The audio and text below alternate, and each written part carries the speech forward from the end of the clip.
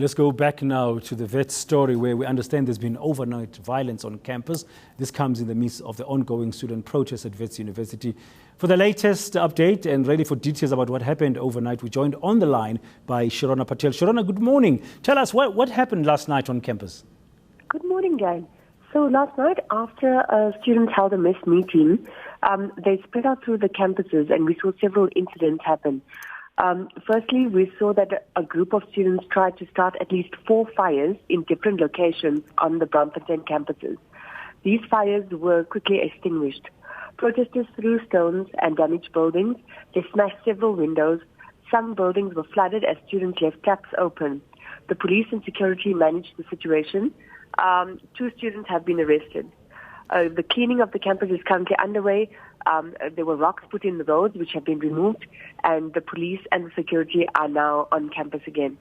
Our classes go ahead as normal today, and we start our lectures and go ahead with the academic program. Is it clear why this group of students try to set fire to those 4 different buildings? We don't understand what the reason is. Our understanding is that it could be just intimidation tactics, that they're trying to make people feel that the campus is unsafe so that people don't go to class. We've seen a lot of intimidation in different ways over the past few days. We've had students who are intimidated by fellow students so that they don't go to class. We've had students in residences being intimidated to leave their residences to join the protests. We've had threatening voice notes which have been doing the rounds, threatening violence and threatening people if they come to campus that they will experience violence.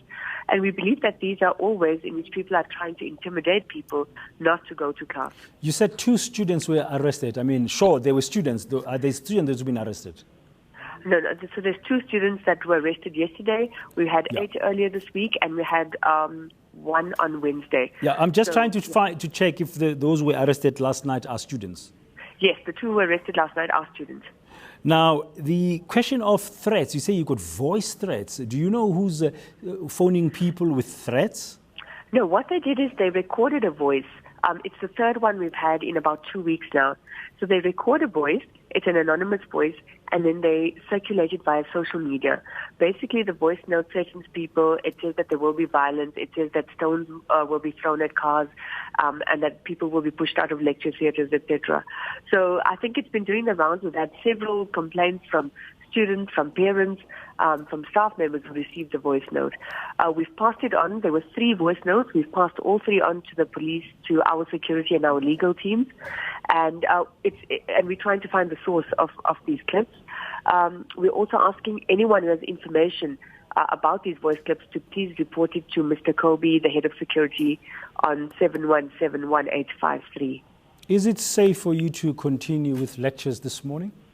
Well, we've got a strong police presence back on campus. We've got our security there as well as our campus control, and lectures will go ahead today. Thank you very much, Shirona Patel, for that latest update there. What happened overnight? Apparently 4 buildings were being targeted by protesting students after a meeting last night. Taps were left open to flood some of the buildings, but the fires were put out quickly. 2 students have been arrested, and she says lectures will continue today.